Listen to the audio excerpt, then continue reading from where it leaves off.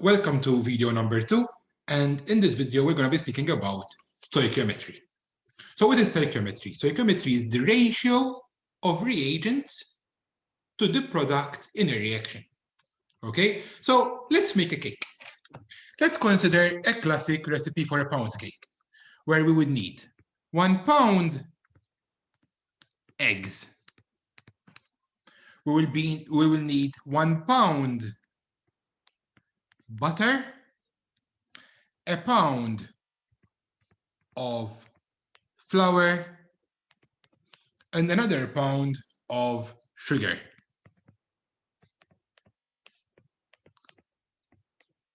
So pretty much we need 1 pound of eggs, butter, flour, and sugar.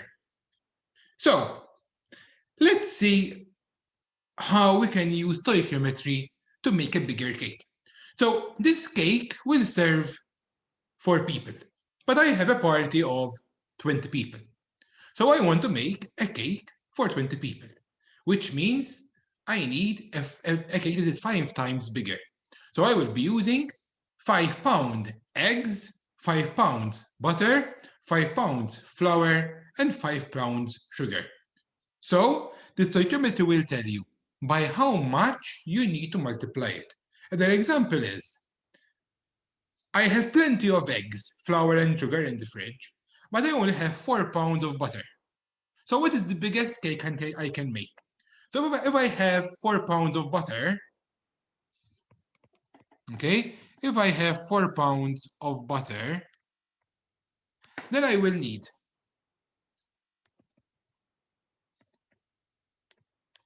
4 pounds of sugar, flour, and eggs. Okay, so that is the stoichiometry. We'll look at the number.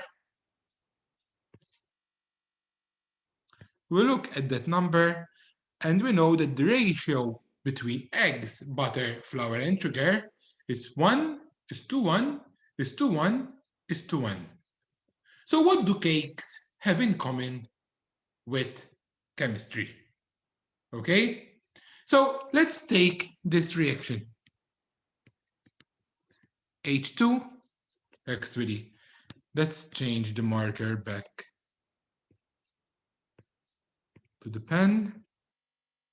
Okay, so let's take the reaction of H2 plus O2 to give H2O. Now, this reaction is not balanced, and in fact, for the stoichiometry to work, we always need to balance the reaction. And this will require 2 hydrogens plus 1 oxygen to give 2 H2O. Now, this is also our stoichiometry.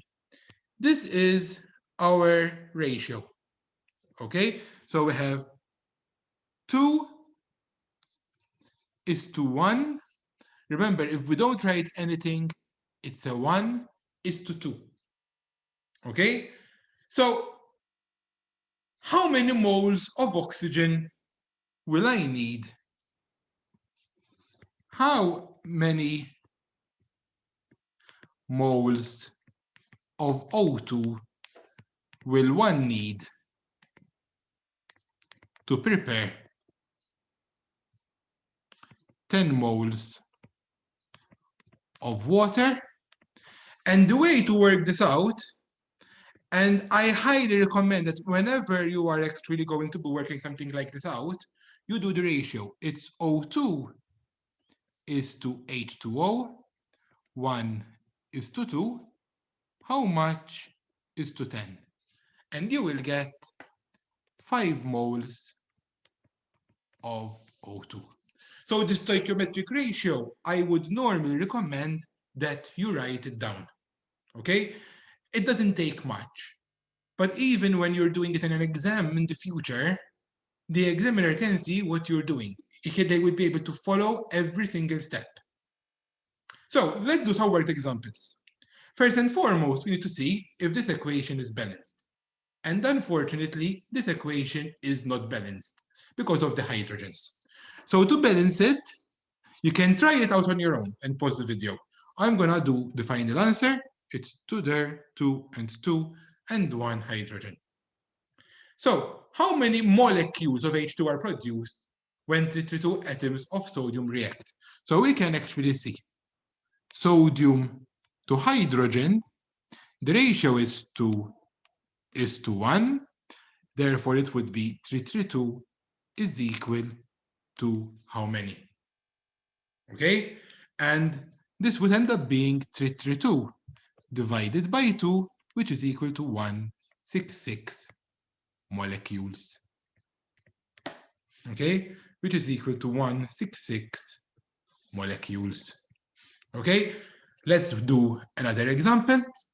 Okay, so this is a balanced chemical equation. So it is a little bit simpler. We don't have to do that step. So here we have how many moles of copper oxide are formed if 2 grams, sorry, how many moles of copper, apologies, are formed if 2 grams of hydrogen react. So first and foremost, we have 2 grams of hydrogens. But in chemistry, we can only compare moles.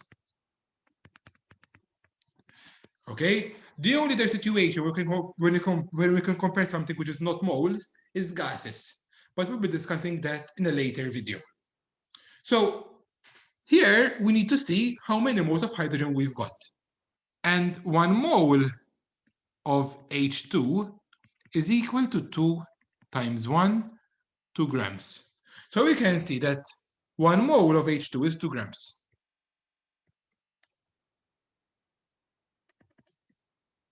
Which is equal to the number of grams that we've got for hydrogen. So we have 1 mole of hydrogen.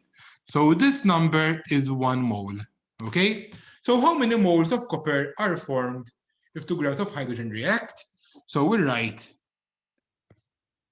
the stoichiometric ratio, Cu to H2, 1:1, how much is equal to 2?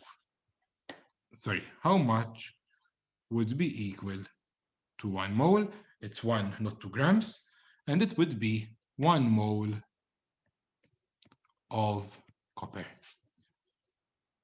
Okay, so this is something where I would highly recommend that you write all the steps. Remember, if you start writing all the steps here, and you get comfortable writing all the steps here, then you will not have a problem when you are working much harder, more difficult questions, especially if they're longer and you need to prepare your questions up front.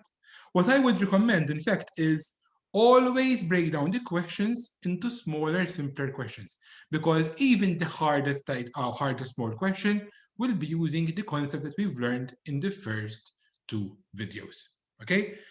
Work the worksheet in the description of this video, okay? And I will be able to see you in the next video once you feel ready to move to video number 3. Thank you and enjoy.